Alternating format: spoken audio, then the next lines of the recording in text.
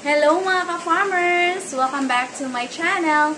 For today's video mga ka-farmers ay tatalakayin po natin ang topic na kailangan nating kumita ulit sa pagbababuyan ngayong 2023.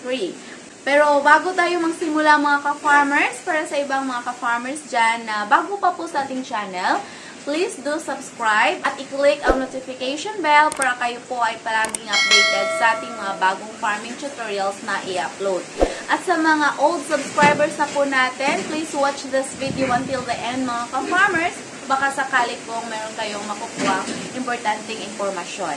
So, malapit na pong magtapos ang 2023 mga ka-farmers dahil November na po ngayon. At pag December, so, yan na po ang huling buwan ng 2023 at papasok na naman po ang 2024. So, sa kalagitnaan po ng 2023, na-experience po natin ang sakit na hindi talaga natin pwedeng maiiwasan mga ka-farmers.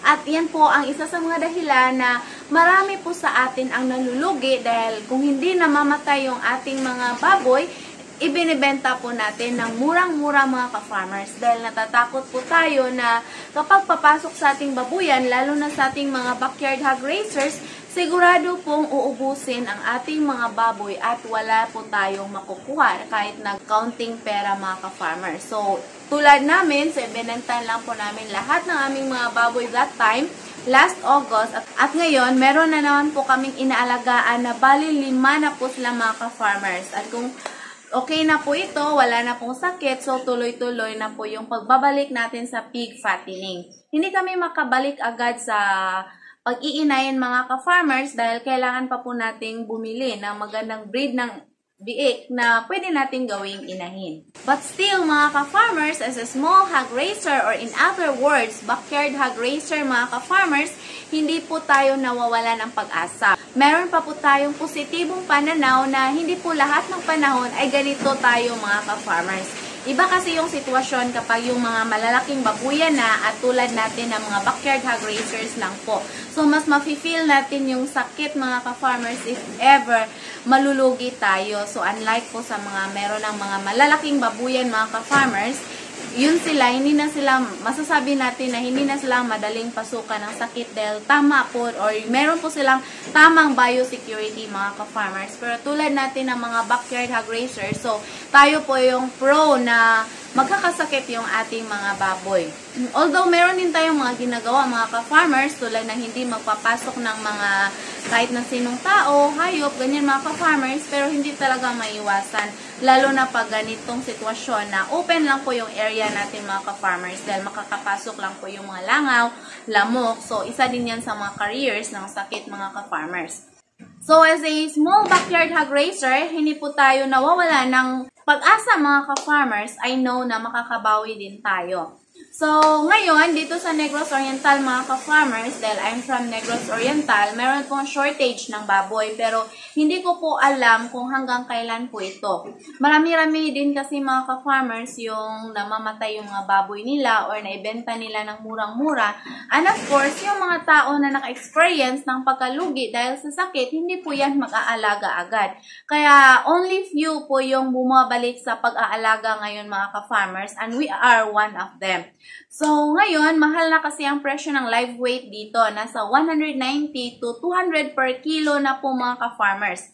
Pero, of course, mahal pa rin ang presyo ng feeds. Dahil alam din ng mga feed companies na kapag tataas yung presyo ng live weight, tataas din ang presyo ng feeds. Natutuwa nga ako mga ka-farmers dahil last kong bili ng Ultra Pack na starter nasa 2,065. Then, yung huling bili ko ngayon, nagiging 2,045 na siya. So, at least natutuwa ko dahil bumaba siya ng mga at least 20 pesos. So, nagbaba pala ng presyo ang Ultra Pack mga ka-farmers dahil ngayon kasi hindi rin marami pa yung nag-aalaga ng baboy. So, wala pang masyadong benta ng mga feeds mga ka-farmers. Meron akong pwedeng ibenta sa katapusan siguro ng December mga ka-farmers, yung dalawa ko po, yung dalawang ginagamit ko na pang testing na kung makasurvive sila, so mag-additional ako ng biik. At itong 3 biik na nandito, ito yung ina-additional ko. Dahil pasalamat po tayo sa ating Panginoon dahil wala naman pong sakit na nararamdaman yung ating mga baboy na pang testing. So yung baboy natin na pang testing mga ka-farmers, ito po yung andito.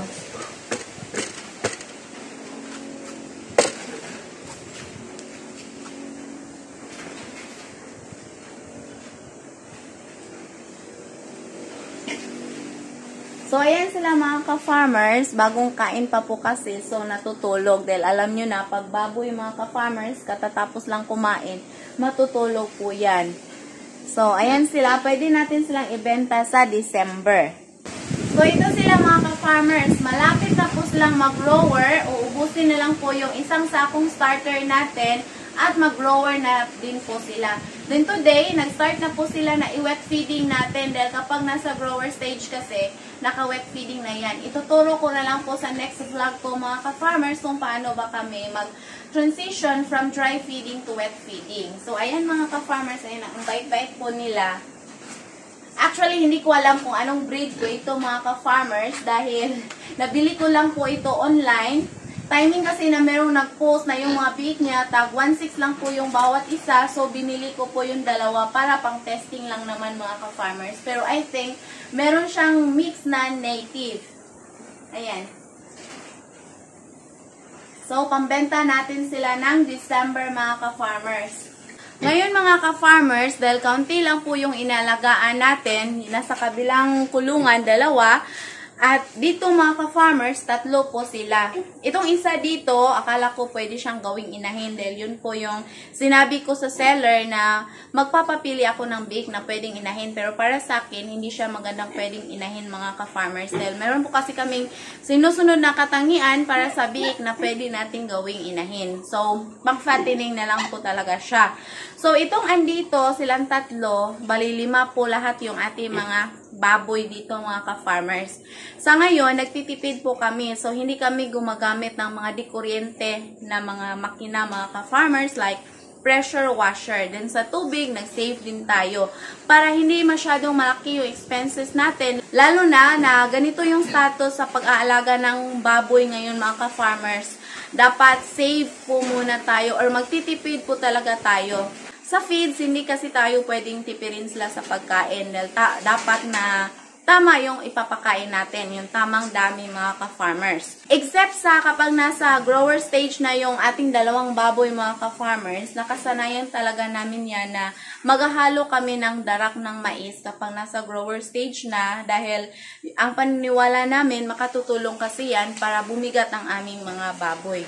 So, second purpose na po yung medyo makasave tayo mga ka-farmers. Pero ang first purpose po talaga namin na maghahalo kami ng darak ng mais ay para magiging mabigat yung aming mga baboy.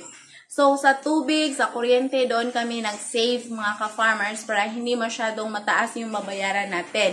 Sa vitamins, nagbibigay po kami, injectable monthly at weekly or minsan daily mga ka-farmers. Powderized po yung gamit namin. Kung nakikita nyo po yung mga previous vlogs ko, nagsisimula na sana kaming gumamit ng pressure washer.